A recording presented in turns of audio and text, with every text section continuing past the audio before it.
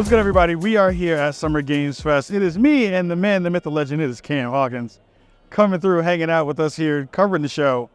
We wanted to talk to you all about our impressions about what the whole showcase was about, our feelings about it, all the stuff that we were thinking about. We were sitting in the theater, hanging out with the multitudes of masses of people.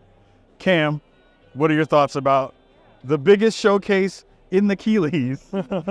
What are your thoughts? I think the main thing and that most people got out of this showcase was the initiatives that were being taken in the indie space. Right? Yeah. Outer Sloth was really cool. Bloomhouse showing off like, hey, we're jumping into games. These like horror, more suspenseful type of genre that they are trying to get indies put in the spotlight, which is really, really cool.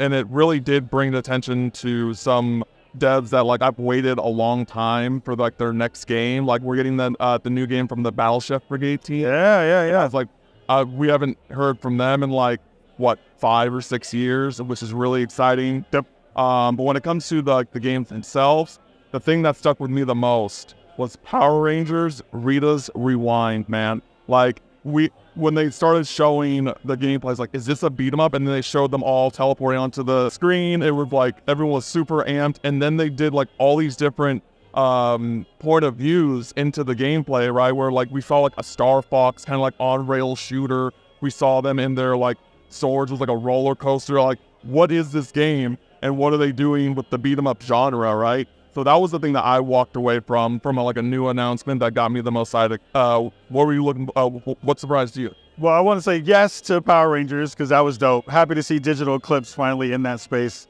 doing fun stuff again. Killer Bean was my jam. Like, that thing was nuts.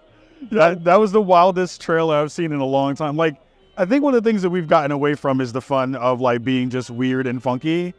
Unless it's, like, specifically trying to go for that angle.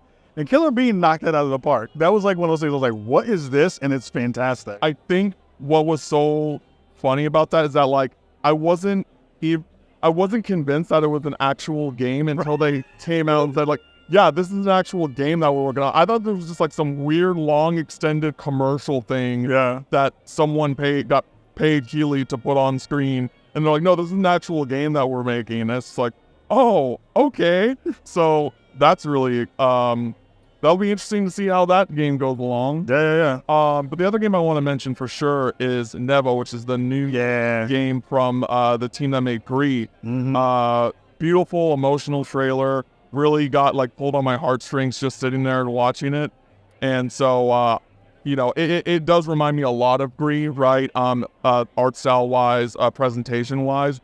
But like, if it ain't broke, don't fix it. Sure. I'm gonna play it. I'm super excited about it. I'm ready to feel, get my emotions. So yeah, those are the two that stood out to me the most. Cuff Burst was really interesting too. I call it the Shawshank Redemption simulator. Oh, were they digging the spoon? Digging the spoon out of the jail. The same thing. That's the same thing. Digging the stuff out of the jail. That was pretty fun. That was really interesting. The Fatal Fury crossover with Street Fighter 6. That blew my mind because I was not expecting that at all. So I was really hyped to see that was going to be a thing that's coming to the game really soon, hopefully. Yeah, I don't know about you, but once they showed the first, like the 2 SNK characters, I was thinking, is this Capcom versus SNK 3? I did think that too. Oh, like so when it showed the Street Fighter 6 logo, I was like, this is still really cool, but it could have been so much cooler, you know? I was waiting for them to make that kind of wild announcement, and sadly it wasn't there, but I'm excited for that to be a thing. And then SNK is going to have their own game that's going to be coming out soon with Fatal Fury, the Garou sequel. Garou stuff is going to be looking really quick. I'm going to look at my notes real fast because I need to do that. Batman VR, I'm actually excited for that. I know everyone was like, the best reaction in the room was when people were talking about it and they kind of started the conversation around Batman and everyone's like, yeah, it's going to be great. And they were like, VR, no. Everybody freaked out about that, which I thought was super funny as a moment in the room. Let's see, what else was in that mix?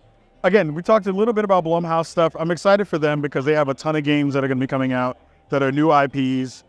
I was expecting them to be doing something that was related specifically to a particular game that we saw, or not a game, but a property or movie, because they're in that horror genre all the time.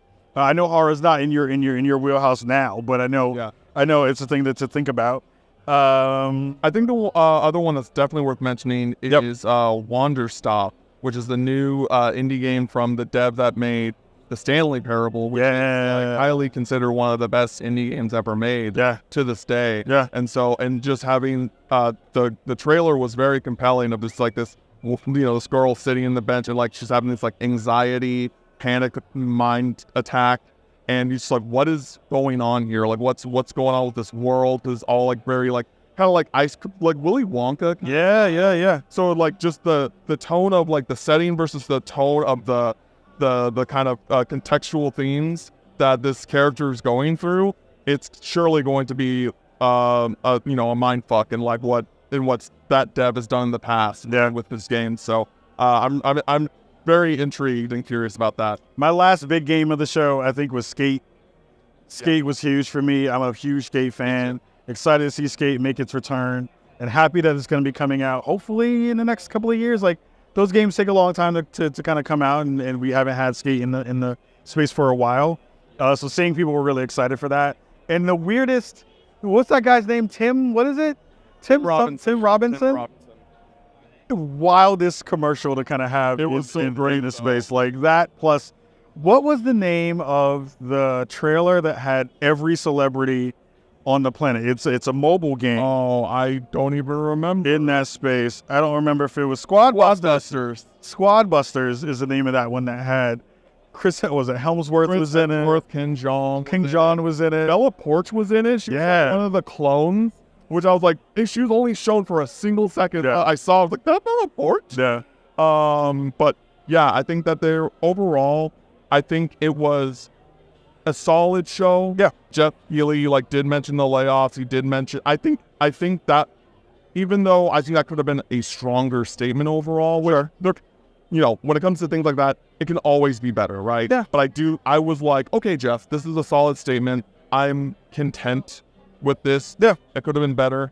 And I think it set the tone for again, the indie initiatives that we're being and talking about how important it is to take care of your debts, how hard it is to make a video game from a financial standpoint, and just a kind of a celebration of that. And I think that even though we didn't get all these massive reveals, right, that we look forward to during Summer Showcase or SGF or the TGAs, that is still, that makes up for it. That's always going to be more important. So I'm happy about that. Yeah, I think it landed where it was supposed to land in terms of he set really decent expectations for what we thought we were going to see.